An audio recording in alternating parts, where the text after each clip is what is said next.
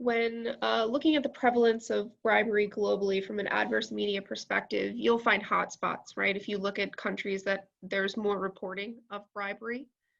If you review Transparency International's country ratings, some of these hotspots can be explained as they correlate with a higher perceived corruption risk.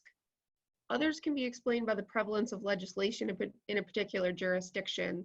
From a legal perspective, bribery and corruption are unacceptable. So if you look at different cultures, there are some countries where corruption is just part of the culture. If you get pulled over by a police officer, it's just what you do to offer them money in exchange for just letting you go.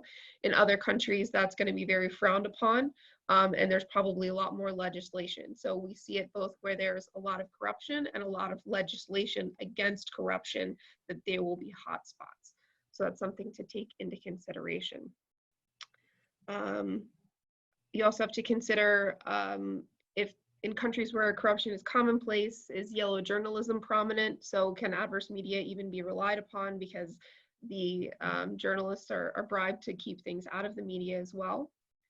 And it's also important to understand equivalent jurisdictions. Is the AML framework the same or similar in critical aspects in the locations where you're doing business and you have the standards applied? Sovereignty is also important to understand as well. So how much control does the government have over adverse media, over the corruption in the country, over the regulations against corruption, etc.? Hugo, I don't know if you have any comments there. Yeah, I think sovereignty rating is more a tone from the top from my point of view. And again, if we use the European Union as an example, they're not setting, in my opinion, a great example of how to work together and be more effective with the various different states that make up the European Union. And they regularly talk about collaboration and joining forces, but again, there doesn't seem to be the tone from the top being consistent there.